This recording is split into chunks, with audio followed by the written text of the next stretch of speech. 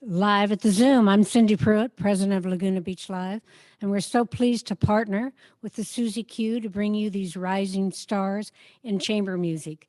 You'll be hearing more about them, I'm sure, in years to come, but you'll especially enjoy the treat tonight when they tell you about the music and play it for you.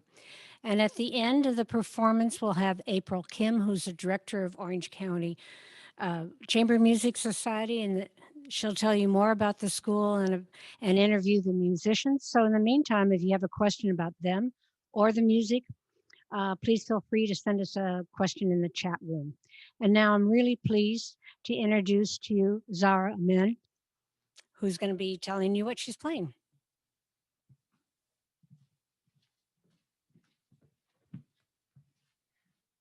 Hi, I'm Zara, and today I'm going to be playing Carl Stammett's Viola Concerto in D major, the second and third movement.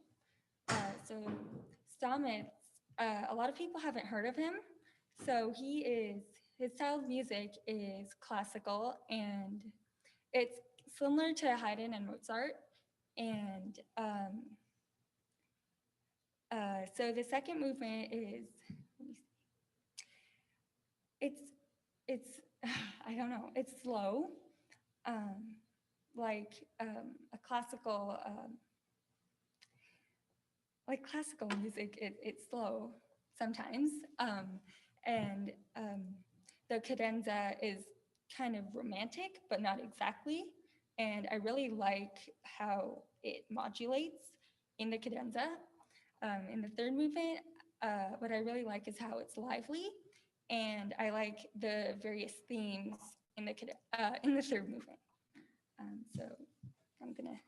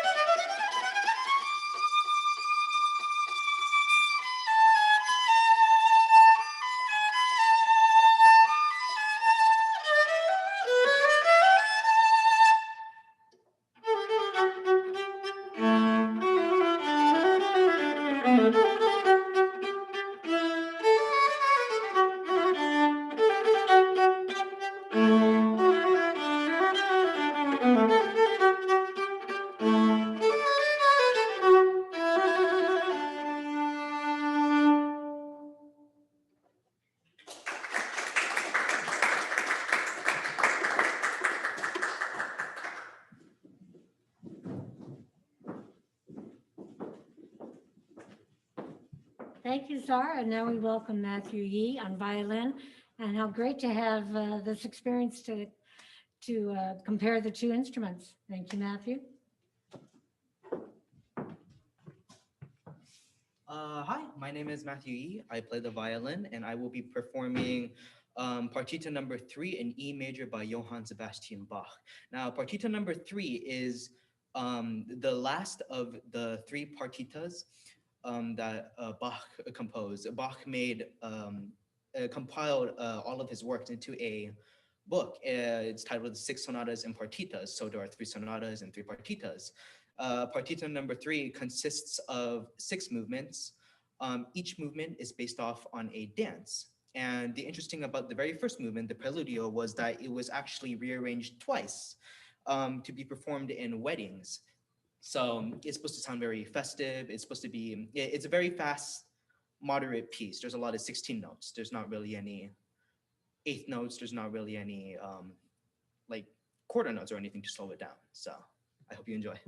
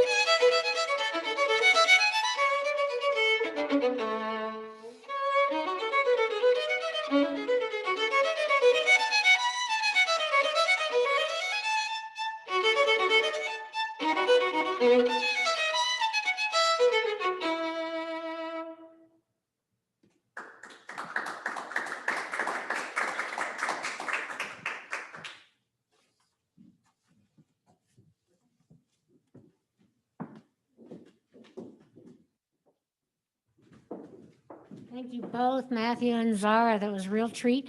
April's coming up here, and Zara and Matthew, please come join us. So April's going to find out a little bit more about you to tell the people. If you have questions, please send them in the chat. I'll tell you, before we talk to these two really incredible musicians, I'll tell you Laguna Beach Live. Check us out, lagunalive.org, starting on Tuesday, March 2nd. Yes, we have our brand new singer-songwriter showcase. Beth's Tuesday, you can find out all about it on our website. And then the following week, we're going to have another Live at the Museum program with a wind trio. And then 2 weeks after that, we'll be back here on the fourth Thursday of the month. So keep us in mind on the website, Susie Q website, and April from Orange County Chamber Music. We're going to move these chairs up. You want to stand? I can stand. Okay. Hi, everyone. I hope all of you are doing well, and thank you so much for joining us today. And thank you, Zara and Matt, for your wonderful playing today. My name is April Kim, and I'm one of the directors at Chamber Music OC. Our organization promotes the art of chamber music through performance, education, and outreach engagement. And today, Matthew and Zara are here to represent our education program called Pre-College. So we will invite them back here to ask some questions about them. And Matthew has been part of our program, pre-college program, since 2019. And Zara just joined us last November. So I'm sure they have very different experiences in our program and about their musical journey in general. So let's invite them back. And please feel free to send in your questions in the chat because this is the interactive part of the concert series.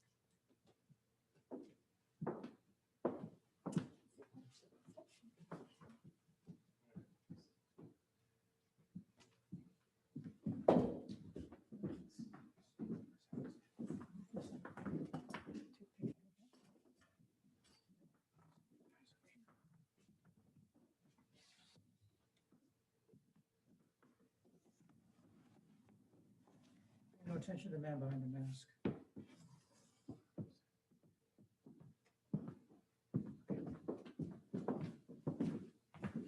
I'll be standing right here. Don't forget to ask a question. How are you guys? Good. Great. How do you feel after your performance? Pretty good. Yeah. Did we get any questions yet? No. No? All right. So why don't you introduce yourselves first? So tell us your name, your age, which instrument you play, how long you've been playing your instrument, and anything else that you want your audience to know about you. Okay. I'm Zara and I'm 15. I go to Mater Dei High School. I play the viola and I've been playing it, let me see, since 4th grade and now I'm in 9th grade, so 5 years. Before that, I played the violin, but I didn't like it. So I like the sound of the viola better. So I changed to viola. My name is Matthew Yee. I'm 17. I am a senior at Esperanza High School and I play the violin. This year will be my 14th year playing it. And some other instruments I play just for fun is the ukulele. So, yeah. Okay. So just as a starter, how much do you guys practice every day? You go. Okay. Well, when I was younger, it was definitely a lot more, like maybe 5-6 hours a day. But ever since I started high school and with all of the college and my job as well, I haven't really found the time to practice. So around an hour, 2 hours, maybe about. So it depends for me. Sometimes it's an hour, sometimes hour 30 minutes, sometimes when I'm doing really detailed work, it takes 4 hours. But like 1 hour, 2 hours. Great, thank you. Who do you study with? And Um, how has your experience been studying with your teachers? okay. I study with Michelle Gassworth, and I've been with her since, can't even remember, but I've been with her for a very long time. And she's a really good teacher, and I learned a lot from her. My teacher, his name is Matthew Fong. He's actually the orchestra director of my high school. And I was fortunate enough to meet him my sophomore year of high school. Before that, I studied with a wonderful professor named Peter Marsh, but we stopped for about 2 years. So in those 2 years, I was just kind of on my own, teaching myself. And my sophomore year of high school, Mr. Fong pulled me aside after rehearsal. And he graciously offered me his time, and he offered to give me 3 lessons every once in a while when he had the time. So I'm really fortunate to have him, and yeah, I've learned a lot in the past 2 years that I've been with him now. So we have a few questions from the audience, and these are directed to both of you, so by all means. So the first question is, what do you focus on while you perform? For me, I focus on making all of the techniques that I've learned come out. When I practice, when you practice, it's all about like the notes and everything. You want to get down all of the notes, but then you also want to be able to bring enjoyment to the audience. So my focus whenever I perform is to make sure that not only is the audience enjoying it and that they're able to hear the expression in my playing, but I want to also be able to, enjoy it as well. So. Yeah, I agree with that. Yeah, I focus on bringing out my sound, on the techniques.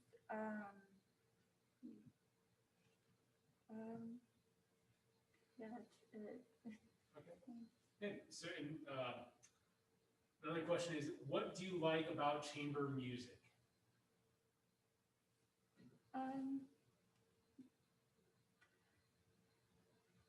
So I played in a chamber orchestra, so it's all string orchestra. And this year, because of COVID, I wanted to try like a quintet, quartet. And I've heard recordings, and I really like. I don't know. I just really always liked the not the idea. Stuck. I've heard a lot of like Brahms quintets and quartets, and I've always liked those. And I know my first year here, obviously I wouldn't be able to play that, but I wanted to play something like that. I wanted to be in a group like that. I don't know how to explain it. Right. Yeah. No. How was your experience being in a group currently? Okay. Because we just started our in-person sessions. It's been fun. It's just it's all spread out, and there's big sheets separating everyone. It's a safe environment, and it's really fun. And I can't wait till we run out of people. As for me, when I was younger, I never got the chance to be like in a group. I was always like solo playing, either by myself or with a piano accompaniment. And my first taste of quartet music was when I was a freshman in high school, and we were performing at the Richard Nixon Library with the Symphony Orchestra, which is like the top level of orchestra at my high school. And my teacher, Mr. Fong, he wanted me to create a quartet with some of the other students, and we played, I can't remember, I think it was the Dvorak American Quartet, my bad. But it was really fun, but it was kind of like thrown together last minute, so it didn't sound as good, but I still enjoyed it a lot. And then Mr. Fong introduced me to CMOC, and during my first year, I got to be with a lot of great people. I got to have really great mentors, and I got to play music like that I've never experienced before, and I thoroughly enjoyed it like a lot. So I'm very glad to be back again for a second year. Nice. Thank you. So what is your most memorable performance experience or masterclass experience? Do you have one? For me, I think one of my most memorable masterclasses was when I went down to Colburn School of Music down in Los Angeles to have a masterclass with Martin Chalafor, the concertmaster of the LA Philharmonic Orchestra.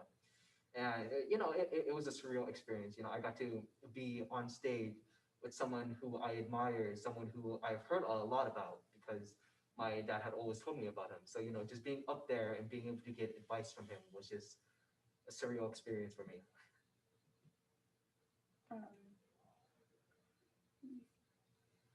My experience was in Santiago Strings playing in a group of 5 people. It was a concerto. Not a concerto. No.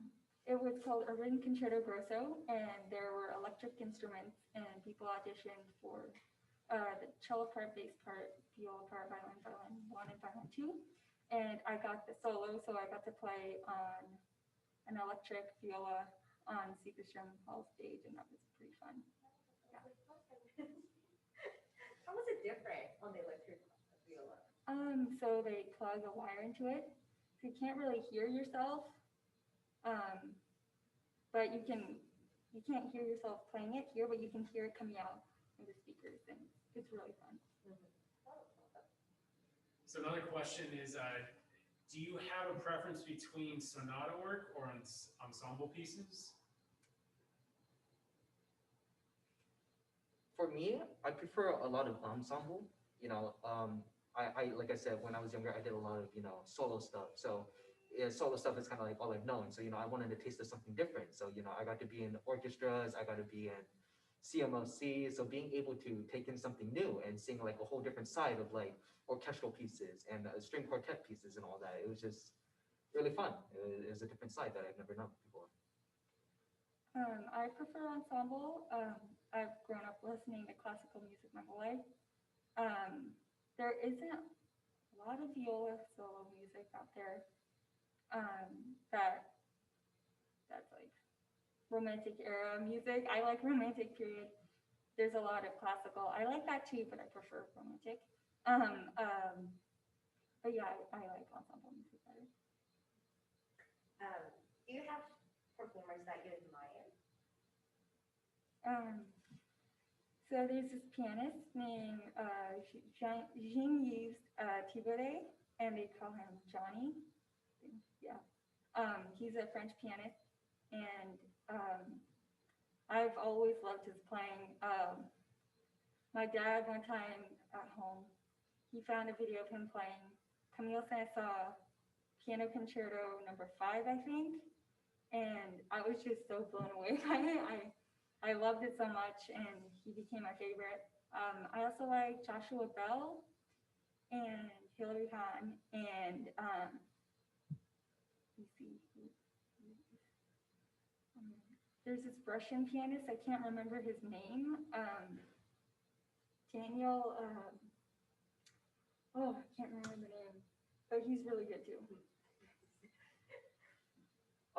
Some of the players I admire are without a doubt my private violin teacher, Mr. Fong. He is a wonderful violinist, and not only in terms of skill, but he is also a great musician and human being. You know, he's really kind, compassionate. And another player that I admire is my chamber music coach from last year, Dr. Irina Krachkovsky. You know, she was I told her she's really close to me. I would say I trust her a lot. She's a really great teacher, and she's always there whenever something's rough in my life as well. So I admire both of them really a lot. Do you guys have favorite pieces to play?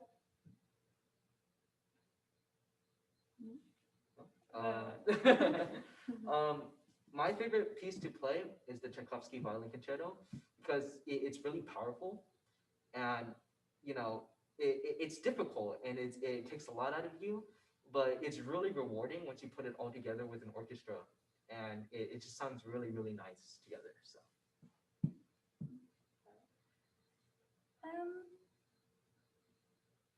I haven't really found a solo piece that's really stuck out to me yet. Maybe there might be one I look back on in the future and say, oh, I really like that.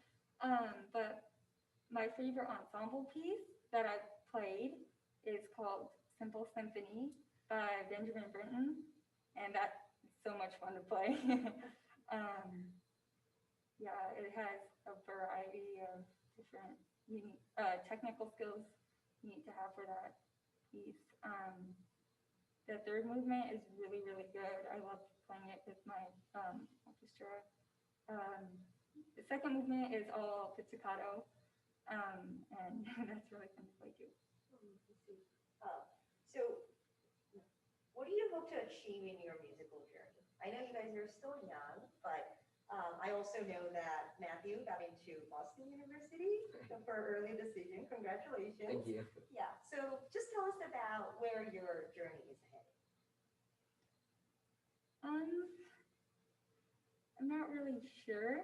I know I want to have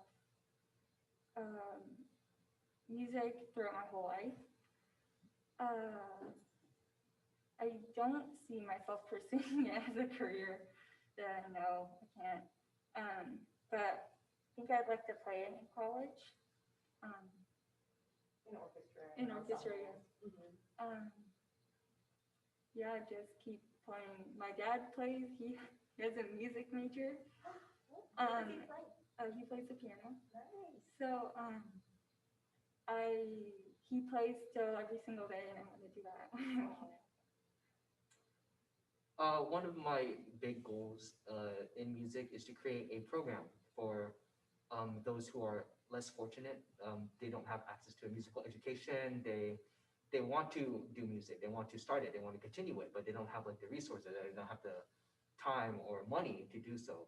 That's partly because, as I mentioned before, I stopped violin for 2 years, and I didn't really have a teacher or a mentor to guide me in my studies. So for those 2 years, I kind of just did everything myself. I listened to a ton of music online to, try to get some sort of help from it.